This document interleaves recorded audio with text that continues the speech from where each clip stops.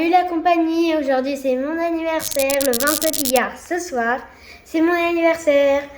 Aujourd'hui je vais faire la vidéo tout seul parce que je me suis dit avec papa, pourquoi pas la faire tout seul. C'est vrai que ça me stresse un petit peu, même beaucoup, mais je pense que je vais réussir à faire la vidéo. Aujourd'hui on va parler de la paracha Bamidbar, accrochez-vous les bananes. Je vais vous laisser dans la paracha. Pourquoi c'est écrit Bamidbar Sinaï et pourquoi pas de Har Sinaï? Pourquoi pas dans Har Sinaï? Je vous lis le pasuk. Vayedaber Hashem el Moshe Bamidbar. C'est... Ok, je me suis trompée, je reprends. Vayedaber Hashem el Moshe Bamidbar Sinaï Be'oel Moed. Vous voyez, il y a écrit Bamidbar Sinaï, alors que l'autre paracha, c'était Behar Sinaï. Honnêtement, j'ai pas vraiment la réponse à ça. L'autre paracha, il y avait écrit Har Sinaï. On dirait qu'ils ont déterré le Har Sinaï et ils l'ont mis dans le Midbar. C'est quoi Midbar Sinaï? J'ai pas la réponse. Ça serait dommage que papa ne le mette pas. Oh, je crois qu'on m'appelle là. À la rescousse. Est-ce qu'on m'appelle à la rescousse? Bon. Peut-être. Alors, on va essayer de faire une vidéo comme ça. L'objectif, c'était que le jour de l'anniversaire de Shai, il le fasse entièrement. Oui. Effectivement, c'est intéressant de se poser cette question. Mais avant de répondre à cette question, Shai. Attends, papa. Pourquoi c'est à nous d'apprendre ça? En fait, on s'en fout de ça. C'est-à-dire? C'était il y a 30 milliards d'années. Ouais. Pourquoi on doit le faire nous? Pourquoi on doit apprendre quelque chose qui s'est passé il y a 300 milliards d'années? Bon, ça, c'est une question. Effectivement, c'est une bonne. Mais moi, je serais allé aussi dans ton sens en disant autre chose. Finalement, d'accord? Lorsque on fait ces vidéos et qu'on est en train de parler du Midbar, du Sinaï, du Har Sinaï, c'est-à-dire on a expliqué la dernière fois que le Har, c'était la montagne, c'est-à-dire que c'était l'objectif de progresser. Oui. Maintenant, on a quelque chose d'assez intéressant. Quelque chose d'assez intéressant, c'est-à-dire que dans le Midbar, il y a le principe du désert, c'est-à-dire on est dans un endroit où il n'y a rien, limite, il n'y a même pas où manger ou boire. Il n'y a absolument rien. C'est intéressant cette notion. Mais moi, la question que j'ai envie de te poser, Shai, c'est en tant que juif, en tant que Yehudi, en tant que hébreu, quelle est l'importance finalement de se poser ces questions et est-ce qu'on est vraiment dans le bon derrière? Qu'est-ce que t'en dis? Je sais pas, et d'ailleurs, honnêtement, en réfléchissant, j'ai eu peut-être une réponse à pourquoi. Ah bah ça m'intéresse que tu m'expliques cette explication. Hein. Tu vas nous le dire ça? Mais d'abord, il faut se poser la question, qu'est-ce qu'ils ont fait les Havot pour qu'on réponde à ta question? Est-ce que toi tu sais, papa? Ah, est-ce que je sais? Et naturellement, je dirais que les Havot, ce qu'ils ont fait, c'est déjà de finalement nous donner le derrière, puisqu'on dit que ce sont les Havot. Ça veut dire quoi? Ça veut dire que c'est eux qui nous ont montré dans leur quotidien comment on s'interroge. Est-ce que c'est ce que tu veux me dire? En vrai, c'était ma question. Et bon, en fait, tu as répondu à ma question. Je vais rajouter quelque chose à ta question. Les Havot, c'est les premiers qui ont vu que ce qu'il se passait finalement. Ce qu'il se passait, c'est un petit peu bizarre, c'est dingo quoi. Donc ils ont commencé à se poser des questions. Mais ils ont commencé par écouter leur petite voix en eux, leur petite voix, et ils ont commencé à comprendre qu'il y avait un Akadosh Baruch Hu pour toutes les choses. La preuve, c'est que Yaakov, il s'est appelé Israël, et que Israël, c'est on le coupe en deux mots, ça fait Yachar Kel. Waouh, c'est très fort, chérie. Et c'est quoi Yachar Kel, tu sais, toi? Yachar, ça veut dire en faire. C'est droit, c'est... Honnête. Ça veut dire quand tu es droit, tu ne changes pas de chemin. Et quel c'est le nom d'Akadosh Baruch Hu. Donc ça veut dire qu'en fait, Yaakov, qui était le fils de Yitzhak, qui était le fils le petit-fils d'Avraham, donc Yitzhak le fils d'Avraham et Yaakov le fils d'Yitzhak, ils ont suivi cette éducation d'Avraham, qui était le premier à se poser des questions. C'est très très fort ce que tu dis. Et du coup, il a mérité le dernier de nos Havot d'avoir ce nom Israël qui, comme tu l'as dit très justement, Yachar Kel, d'être honnête envers Akadosh Baruch Hu. Il était fidèle, il avait compris c'était quoi le bon chemin de son papa et de son grand-père, et il n'avait pas lâché. Et donc, finalement, comme Yaakov, c'est le premier qui s'appelle Israël, c'est-à-dire que c'est l'ancêtre des Hébreux, c'est le premier Hébreu, on peut dire ça comme ça, finalement, être Hébreu, c'est accepter sa différence, c'est-à-dire se remettre en question, comprendre que par rapport à ce monde, on est totalement différent, et avancer dans ce chemin. C'est-à-dire finalement écrire son histoire à soi. C'est ce qu'a fait Abraham, c'est ce qu'a fait Yitzhak et ce qu'a fait Yaakov. Et pour continuer dans cette direction, mon fils, dans le chemin du Tanya, dans l'enseignement du Tanya, on sait que l'être humain, il est composé de trois éléments. C'est-à-dire la pensée, la marshava, la parole, le diber. La parole, c'est important. Ah bah oui, la parole, c'est important. Et le maasé, l'action. Et là, finalement, dans la parasha de Bamidbar, ce qui est intéressant, c'est qu'on passe de la marshava précédente, on passe de l'étape précédente, c'est-à-dire où les Bnei Israël, jusqu'à Vaïkra, ils voulaient aller vers Israël, ils voulaient sortir d'Égypte, ils étaient encore dans la marshava, justement, ils étaient encore dans la pensée, au fait de se préparer à rentrer. Là, dans Bamidbar, on est en train de se préparer à rentrer en Égypte. On est en Eretz Israël. On est en train de construire le Mishkan, on est en train de vraiment...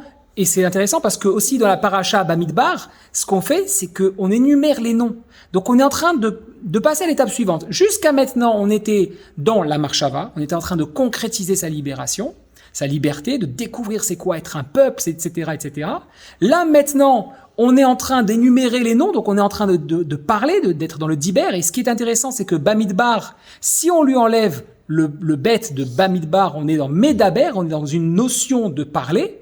Ok ? Et on va voir comment par la suite ça va encore évoluer. Papa, c'est incroyable. En fait, attends. Je comprends maintenant quel est le rôle des Bnei Israël. Nous, on doit faire comme les Avot, plus que Yaakov. Il voyait que quand son père... Abraham, chérie. Abraham, quand il voyait que quand son père donnait à manger à la statue, lui, il voyait que c'était les rats, les chats et tout qui venaient manger. Donc les Avot, ils ont refusé de vivre dans un monde d'Avodazara. Qui était leur monde à eux, en fait. Oui, qui était leur monde à eux. Donc nous, on devrait aussi refuser de vivre dans un monde d'Avodazara. Parce que premièrement, ils donnent du manger à une statue. Mais nous, on n'a pas d'Avodazara, chérie. Nous, on n'a pas d'Avodazara. C'est quoi notre Avodazara à nous? Avodazara, premièrement, tu m'avais dit, une Avodazara dans la Torah, c'est se fâcher, être fâché. Ah oui, donc on ne doit pas, en fait, finalement, si je comprends bien ce que tu dis, croire ce qu'on voit. Oui. C'est-à-dire Comme les statues, les voitures. À l'époque, il n'y avait pas de voiture, je sais. Mais aujourd'hui, il y a des voitures et on croit en voiture et tout. Que c'est le plus important, ça que tu veux dire? On se dit tout le temps, il n'y a pas de voiture, on ne peut pas voler, il n'y a pas d'avion, on ne peut pas voyager. On se dit que le matériel, c'est les choses, ce qui compte les plus. Et nous, on devrait faire comme les Avot. Pas vivre dans un monde matériel. Et chercher un peu plus que ça, tu veux dire? Oui, parce qu'on a besoin. Chercher plus de Torah et de choses moins matérielles. D'accord, parce qu'on a besoin de la matérialité pour servir à Kadosh Baruch Hu quand même. Si la voiture, elle nous permet, je sais pas moi, d'aller à la choule, de rendre service à des pauvres qui ont besoin qu'on leur livre des courses ou autre, c'est bien ça. Donc ça peut nous servir. Oui. Mais on ne doit pas finalement voir que la partie visible de l'iceberg. Oui. Par conséquent, en fait, on doit transcender et faire jaillir la lumière dans ce monde où, quand je dis la lumière, c'est sous-entendu à Kadosh Baruch Hu, puisque lui, c'est la source, c'est Ensof, c'est l'infini de lumière. Et nous, on est des êtres de lumière, finalement. Exactement. Mais ce qu'il faudrait, je me dis, à la place de dire la lumière, tu pourrais dire la flamme. D'accord, on va dire la flamme, ça me va. C'est très fort ce que tu dis en fait. Finalement, dans le monde dans lequel on est aujourd'hui, qu'est-ce qu'on nous apprend? On nous apprend qu'il faut travailler plus pour gagner plus. Et en suivant le procédé d'Avraham Avinu et finalement ses enfants, Yitzhak et Yaakov, on est totalement en contradictoire. C'est-à-dire que lorsqu'on regarde un peu les coachs et autres sur YouTube ou sur n'importe, on se rend compte qu'on est là, on nous dit oui, il faut se donner à 100%, il faut se lever le matin tôt, dormir tard le soir, s'investir, tout ça pour avoir une bonne situation. Mais en réalité, c'est une manière, quelque part, de nous occuper totalement, à mettre notre cerveau, notre sechel de côté et ne plus servir la chose la plus importante, c'est-à-dire réveiller notre neshama et donc se rapprocher d'Akadosh Baruch Hu. Exactement, papa. Maintenant, on peut comprendre qu'est-ce que c'est un juif, ça passe par 3 étapes. Exactement, mon fils. Et donc, ça passe par un procédé qui consiste, la première, à avoir un prénom. Quand un enfant juif il arrive dans ce monde, les parents vont lui donner un prénom. C'est la première étape. Ce prénom, il va influencer sur toute sa vie. On sait aussi que le mois va jouer le jour de sa naissance, évidemment. Mais le prénom. Ensuite, c'est le fait de rentrer dans l'alliance, c'est-à-dire cette alliance entre les Bnei Israël et Akadosh Baruch Hu, comme on dit Shabbat, Veshameru, Bnei Israël, Asat et Shabbat et Dorotam, Berit Olam, le fait de rentrer dans l'alliance d'Akadosh Baruch Hu pour être Mekabel de cette connexion avec Akadosh Baruch Hu et d'être dans la lumière. Et c'est quoi ce Brit? C'est quoi ce Brit Olam? Eh bien, ça se concrétise par la Brit Mila. Papa, c'est quand un enfant fait sa Brit Mila, quand il reçoit sa Neshama, plus qu'avant, il n'en a pas. Quand il fait sa Brit Mila après les 8 jours, eh ben, il reçoit sa Neshama à ce moment-là. Mais c'est un truc de fou, d'où tu sais ça? Bah... Ah, c'est marqué dans le Tanya. Oui. C'est marqué pas dans c'est le Baal Shem, c'est l'Admour Hazaken qui le dit dans son Shulchan Aruch, 4e Pérek exactement, que l'enfant juif, le garçon, ne reçoit sa Neshama qu'au moment de la Brit Mila. Ça veut dire quoi en fait? C'est quelque chose de très très fort. Ça veut dire qu'un enfant n'a pas encore d'identité. Il n'a pas d'identité d'appartenance avant de faire sa Brit Mila. Alors on sait par exemple qu'un orphelin, lorsqu'il ne sait pas qui est son père et sa mère, commence finalement son existence en étant un petit peu perdu. Il va devoir se construire un idéal, pas un idéal, une image, un référent de père et de mère pour pouvoir être dirigé. Et finalement, un enfant juif qui n'a pas de Brit Mila, supposons, non seulement il ne rentre pas dans l'alliance d'Akadosh Baruch Hu dans l'immédiat, mais en plus de ça, il vit avec un handicap, comme une personne handicapée. C'est-à-dire qu'il vit sans avoir cette neshama en lui, qui va pouvoir faire rayonner son gouffre, puisqu'ils vivent ensemble, et quelque part, le fait de ne pas faire de Brit Mila à son enfant, c'est condamner son enfant à vivre dans une matérialité complète, c'est-à-dire dépendant de son corps, qui à chaque respiration meurt un peu plus, puisqu'on sait que l'oxygène nous fait vivre, mais quelque part entame le procédé jusqu'à la fin. Ce n'est que en se mariant, en arrivant à cette harmonie avec la neshama et le corps, qu'on arrive à donner un vrai sens. Finalement, le corps s'abîme et la neshama répare. Mais papa, on nous dit, Moshe, il est monté à Hachem. Ouais. Ça se peut que c'est pour ça on ne sait pas où il est enterré. Ça se peut qu'il n'est pas mort. Exactement, c'est très possible. C'est marqué où Moshe Allah el Elohim. Ou sinon, ouais. Peut-être ça se peut qu'en fait, non, sauf que, ouais. En fait, il était tellement kadosh qu'il a une deuxième nefesh. Eh ben, c'est une explication. C'est une explication. C'est-à-dire que finalement, comme je viens de dire, Moshe Allah el Elohim, il est monté, c'est pas marqué qu'il est mort. El Elohim, on sait que Elohim, c'est la dimension d'Akadosh Baruch Hu de toutes les énergies. Peut-être qu'il est monté vers les énergies. Et on dirait quand il est monté à Hachem. Ouais, pas mal, j'ai pas pensé à ça. Pourtant, il est pas mort quand il est monté à Hachem avec le Arsinaï. Il a rejoint. Exactement, c'est tout à fait possible. Dans cette notion-là, le corps, il découvre la puissance de la lumière et il transcende la matière. Et c'est peut-être aussi pour ça que dans la parachate précédente, quand il y a eu ce qu'on a appelé, on sait très bien, les malédictions, un Kohen, par exemple, ne pouvait pas rentrer dans le Beth Amikdash s'il était aveugle et autres, et c'est marqué jusqu'à ce que ça soit réparé. Sous-entendu peut-être, que la puissance de la Neshama, en harmonie avec le corps, pourrait corriger jusqu'à des choses complètement folles, la vue ou autre. Et vous trouvez pas quelque part que c'est logique, puisque maintenant, les neuroscientifiques le savent très bien, comme on l'a déjà dit dans les premières vidéos, le corps c'est 0,1% de matière et 99,9% d'énergie. Il paraît à peu près logique que, comme l'exemple que j'ai donné il y a quelques instants de l'iceberg, eh ben, si on se concentre sur les 99%, le matériel, cette matière dont le corps est constitué, ne représente plus grand-chose. Maintenant, on comprend un petit peu, mon fils. Maintenant, on comprend.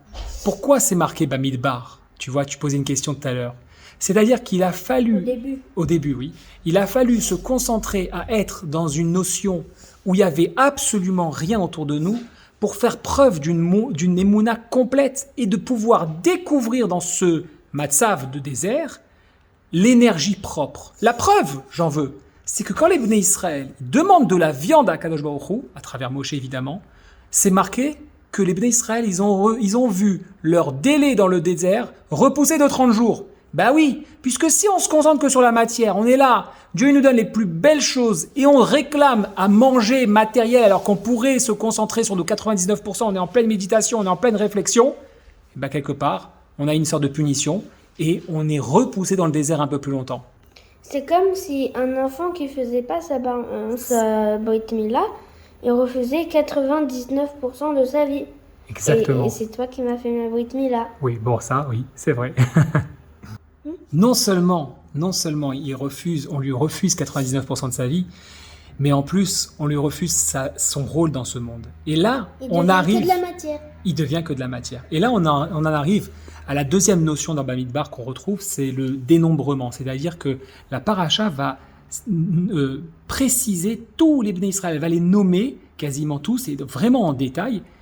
L'explication qu'on donne, c'est que la plus connue, c'est que c'est une preuve pour Akadosh Baruch Hu de montrer à combien il nous aimait. C'est-à-dire que finalement, on ne compte que ce qu'on aime.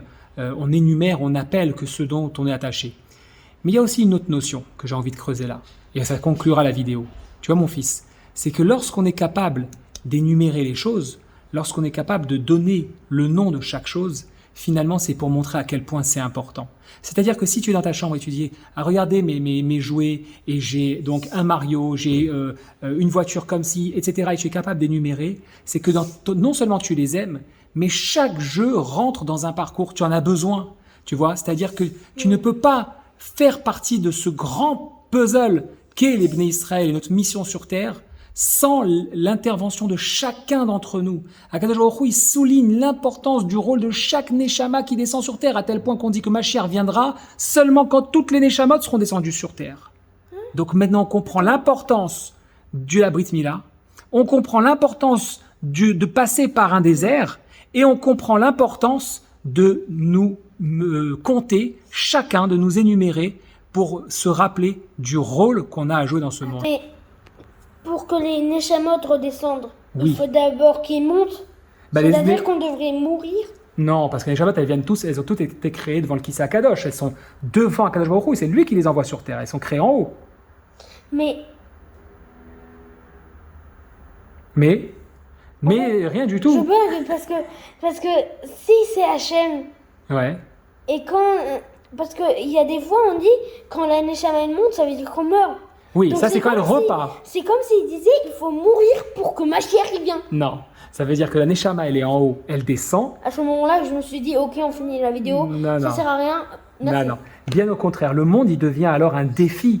C'est-à-dire où chacun détient la clé du puzzle, la clé du jeu, et où chacun a son importance. Et c'est lorsqu'elle finit qu'elle remonte. Mais en réalité, quand Mashiach viendra, elle ne remontera plus. C'est fini.